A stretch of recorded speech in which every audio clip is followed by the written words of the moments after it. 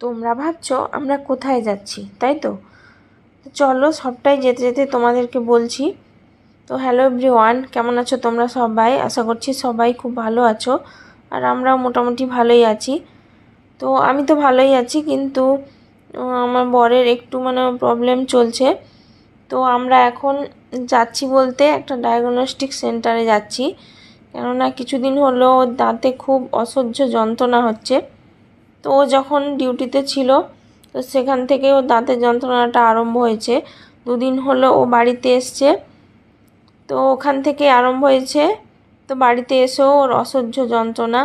তো ওষুধ খেয়েছিল, এখনও ওষুধ খেয়ে যাচ্ছে, কিন্তু কিছুতেই কমছে না। তো সেজন্যই এখানে আসা। তো আগের দিন ডাক্তার দেখিয়ে নিয়ে গেছিলাম। তো ডাক্তার সাজেস্ট করেছিল যে দাঁতটা তুলে দিতে হবে। তো সেজন্যই দাঁতটা তোলার আগে একবার এক্স রে করিয়ে তারপর তুলতে হবে বলেছিল। তো সেজন্যই দেখো এখানে আগে এক্স রেটা করে নিতে হবে, সেজন্যই এসছি। তো এখানে পৌঁছে গেছি। দেখো এখানে এসে দেখি ভালোই ভিড় ছিল। তো আমরা বসে বসে বোর হয়ে যাচ্ছিলাম। তো বর বলল, তুমি গরমে এসছো, ওআরএস খাও। তো আমি আর বর দুজনে মিলে দেখো বসে বসে ওআরএস খেয়ে নিলাম। তারপর দেখো এক্স রেটা করিয়ে আমরা এখন চলে এসেছি। তো এর আগে ডক্টরের কাছে গেছিলাম। তো ওখানে বললো যে তোমার এখন 1 ঘন্টা দেরি হবে দাঁতটা তুলতে, তো তুমি পেট ভর্তি করে খেয়ে এসো। তো সেজন্যই ওকে বললাম তুমি একটু খেয়ে এসো। বাড়ি থেকে খাওয়া দাওয়া করেই গেছিলো, তো প্রেশারটাও একটু লো ছিল, সেজন্যই ওকে বললাম তুমি খেয়ে এসো। তো আমি ওখানে চেম্বারে বসেছিলাম, ও আমাকে ফোন করে ডাকলো। এখানে সামনে একটা কেকের দোকান রয়েছে, ওখানে আমিও এসছি। এই যে দেখো। তো এখানে আমার তো কিছুই খাবার ভালো লাগছিল না। তো এখানে প্রায় জিনিসই মিষ্টি, তো আমার কোথাও গেলে এই মিষ্টি জিনিস একেবারে পছন্দ না। তো আমাকে ঝাল জিনিস দাও সেটা চলবে, কিন্তু এই মিষ্টি জিনিস আমার একেবারেই পছন্দ না। বিশেষ করে কোথাও বাইরে গেলে তখন মিষ্টি জিনিস একেবারেই ভালো লাগে না। তো তবুও কি আর করব, বর এতটাই জোর করলো, তো বাধ্যগত খেতে হলো। তো এই যে দেখো এখন আমি এই যে বরের পছন্দ করা খাবারটা খাচ্ছি।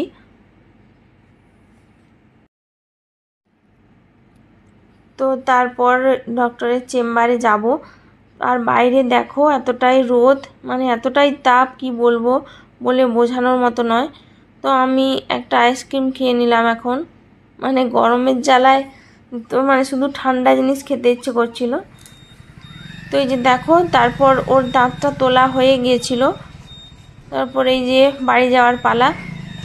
তো এখন বাড়ি যাওয়ার পথে এই যে মেয়ের জন্য মিওমোর থেকে কেক আর একটু কিছু খাবার নিয়ে নিলাম, কেননা ওকে তো বাড়িতে রেখে এসেছি। তো গেলেই বলবে যে আমার জন্য কি এনেছো। তো দেখো আমরা বাড়ির দিকে যাচ্ছি এবার। তো বাড়িতে একটা জায়গায় নেমন্তন্ন ছিল, আমাদের বাড়ি থেকে একেবারেই সামনে। তো ওখানে বাচ্চার অন্নপ্রাশন ছিল, সেই উপলক্ষে ঠাকুর এসেছিল। তো ঠাকুরের ভোগ খাওয়ার নিমন্ত্রণ ছিল। তো আমরা এসে এই যে দেখো এখানে চলে এসেছিলাম। আর এসে দেখি মেয়ে, মা, বাবা ওরা সবাই খেয়ে চলে গেছে। তো আমি আর ও দুজনেই বাকি ছিলাম। তো আমিও এই যে খেয়ে চলে এসেছি। তো ও তো কিছুই খেতে পারেনি, ওর দাঁতটা ব্যথা ছিল। তো তারপর দেখো রেস্ট করেছিলাম, তারপর আর ভিডিও শ্যুট করা হয়নি। তো এখন হচ্ছে সন্ধে হয়ে গেছে, আমরা এই যে দোলনাতে বসে রয়েছি, মেয়ে, আমি, মা, আমরা সবাই এখানে রয়েছি। আর হচ্ছে বর দেখো এই যে গাছগুলোতে জল দিচ্ছে। তো তোমরা ব্লগটা কন্টিনিউ দেখতে থাকো, আশা করি ভালো লাগবে।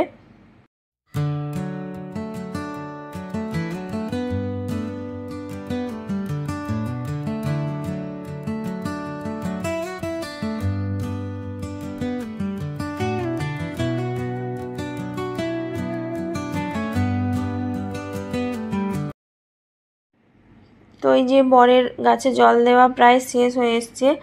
তো এখন হচ্ছে রাত্রেবেলা আমাদের আরেকটা জায়গায় নেমন্তন্ন ছিল। তো মায়ের হচ্ছে ধর্ম বাপের বাড়িতে নেমন্তন্ন ছিল, মামা বাড়িতে, মামা শ্বশুরের বাড়িতে নেমন্তন্ন ছিল। তো তো সেখানেই যাব। মা বাবা না, বাবা না সরি, মা আর হচ্ছে মেয়ে দুজনে মানে আগে চলে গেছে। তো বর একটু স্নান করছিল, সেজন্যই দেরি হয়ে গেছিলো। তো আমারও বেরোতে একটু লেট হয়ে গেছিলো। তো ওরা চলে গেছে আগে, আমরা এখন এই যে বেরোচ্ছি, মানে বেরোচ্ছি, এবারে বের হব। হচ্ছে যাচ্ছি, চলো চলো ফোন করবো তোমাকে। এখন বাড়ি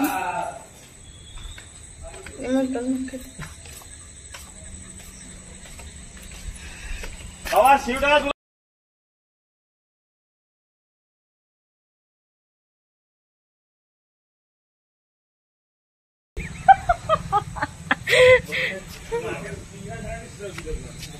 কি করে জানবো?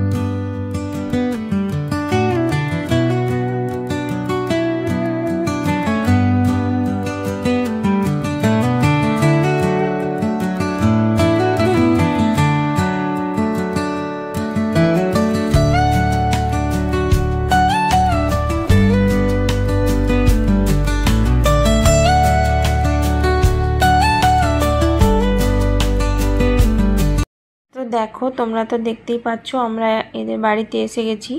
তো এখন এই যে বসে বসে মানে গল্প করছি। তো তারপর দেখো খাওয়ার টাইম হয়ে গিয়েছিল, আমরা খেতে বসেও গেছি, কেননা আমাদেরকে আবার বাড়ি ফিরে আসতে হবে। তো যদিও বেশি দূরে না, তো ওদের বাড়িও একদম মানে রোডের সাইডেই, তো আমাদের বাড়ি থেকে একদম সামনে, তবুও অনেক রাত্রি হয়ে যাচ্ছিল। তো সেজন্যই আমাদেরকে আগে খেতে দিয়ে দিয়েছিল। ওদের বাড়ির এখনো কেউই খেতে বসেনি, আমরাই খেতে বসে গেছি। তো দেখো তোমরা দেখতে থাকো।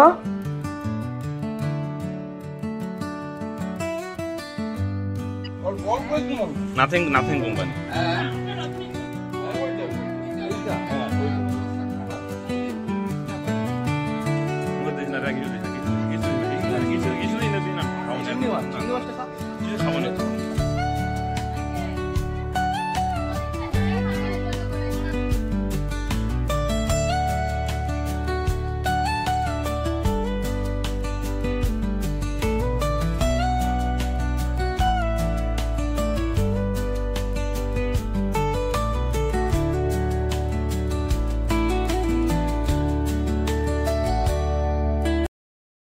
আর বর দেখো এদিকে খেতে পারছিল না ঠিকঠাক, কেননা দাঁতটা সবে মাত্র তুলে এসেছে, তো দাঁতটা ব্যথা ছিল, সেজন্যই ঠিক মতো খেতে পারছিল না।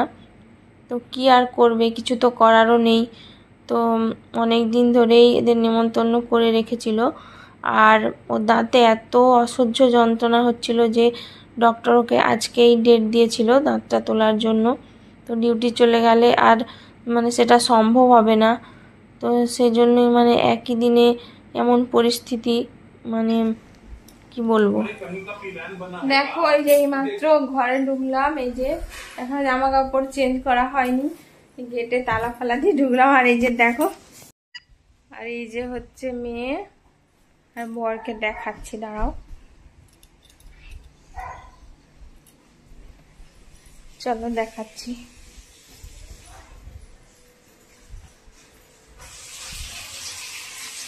এই যে হচ্ছে বর, হাত পা ধোয়ায় ব্যস্ত।